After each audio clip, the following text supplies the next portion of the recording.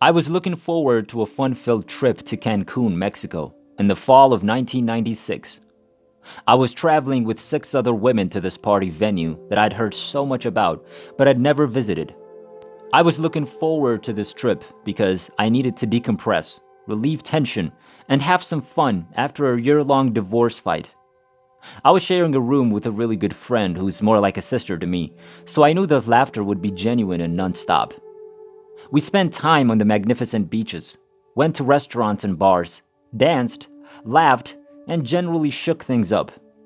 That vacation generated memories for all of us. It was an experience that would affect my life forever. The full impact of the encounter would not be realized for many years, and it is unknown if the full force of the experience has settled in. Return to me in a few years. I've always been known to be the daring sort. Not risky, just daring. I've ridden every ride in an amusement park. I've gotten people on the highest, fastest roller coasters, even after they swore they wouldn't. I was eager to go parasailing when others thought I was crazy. I've been so far out in the ocean on a jet ski without regard for running out of gas or remembering how to get back to shore. I've looked for the fastest and highest water slides to come down, and anything else I could do. If I didn't have the opportunity at the time, I added it to my mental to-do list.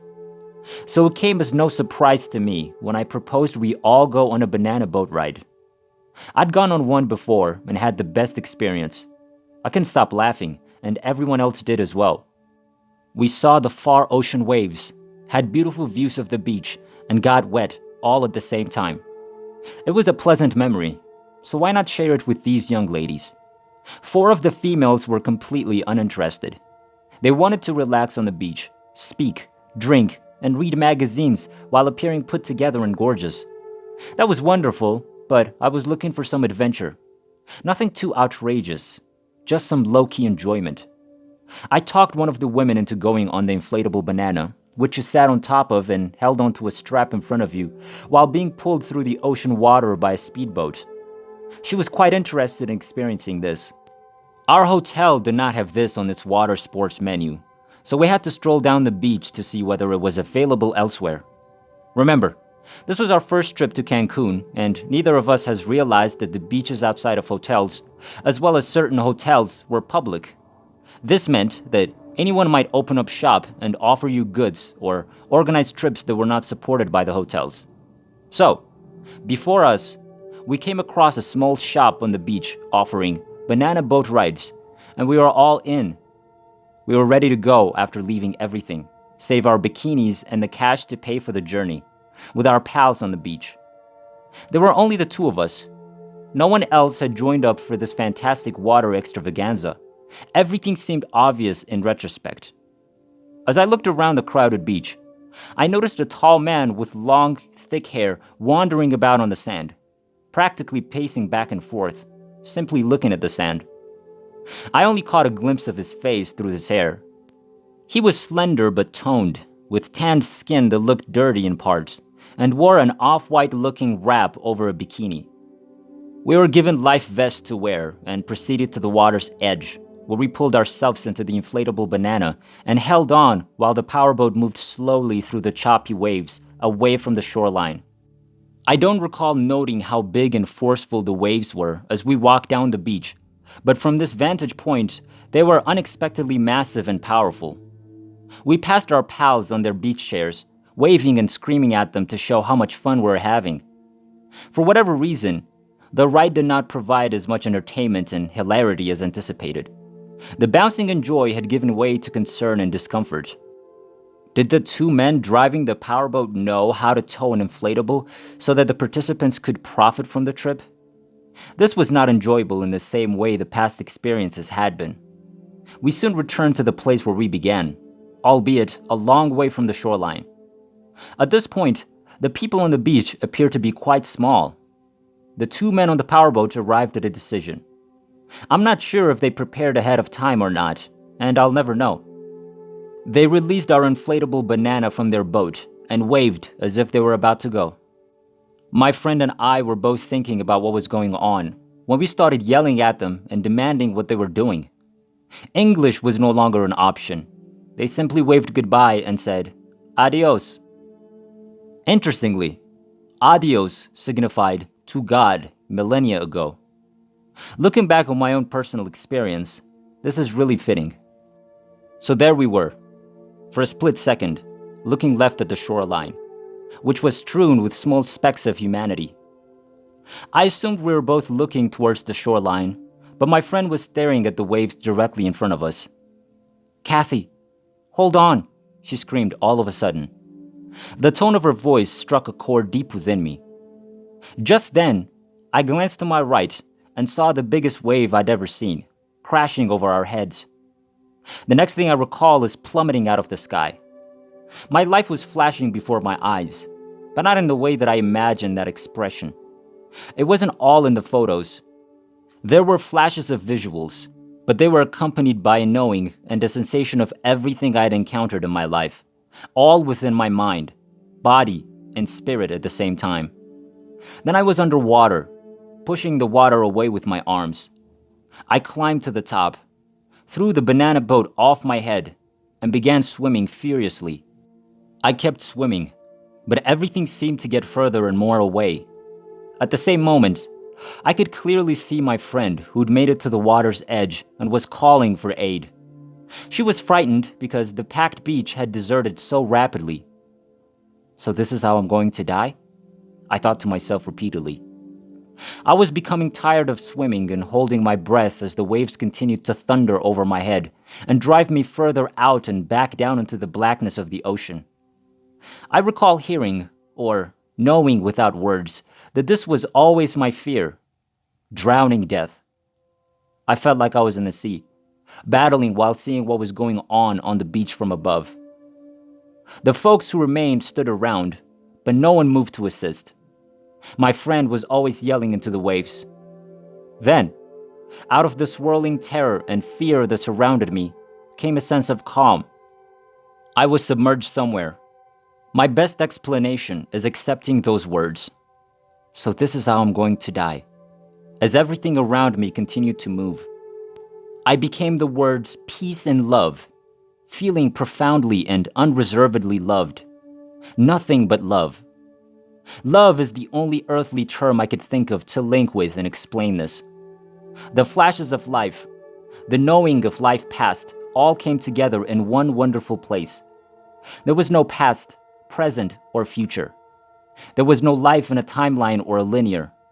All time was now in a moment. I was upright in the water, and there was no panic or terror. Protecting and loving with arms outstretched, I was able to open my eyes and see plainly underwater. Beautiful colors, a radiance of white light, and a knowing, all woven together like cloth. A love that wrapped all around and through me, like the lap of the waves on the ocean surface. Just then, two hands from behind grabbed my waist, lifted me up, and hurled me. This is the best explanation I've come up with. I picked myself up and hurled forward, picked myself up and tossed ahead, till I could feel the sand of the beach beneath me. I observed a skinny and toned man with long hair and an off-white wrap around his waist, coming out of the water to my left as I went onto the sand on my hands and knees. My friend then grabbed me and dragged me up. We were trembling, weary, sand-filled, and stunned. I urged her to go find the man who assisted me, but she said she didn't see anyone helping me. I was the only one coming out of the water. There was no one else on the beach who fit that description. I reached forward to touch the sand again, to feel the comfort of land, feeling as if I'd just gone through a complete 24-hour period in what may have been minutes. We returned to the beach, where our pals were lounging in their beach chairs.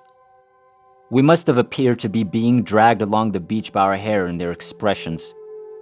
We tried to explain what had happened, but they assumed we were joking.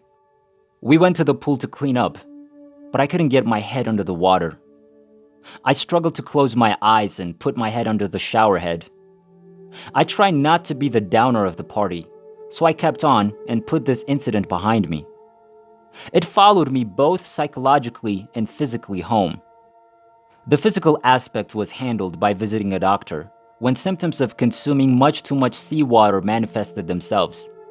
My body swelled and my skin extended from my feet up. The mental part was never far away. There was too much I couldn't explain with proof that I didn't dare talk of, since I didn't want to be cast out.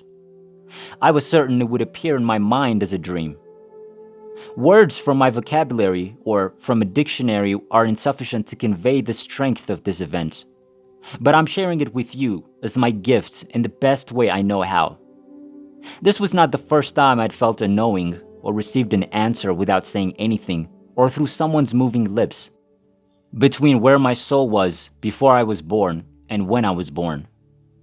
I can't tell you where you were in time or space, or I would. I remember this knowing sensation and the message I received.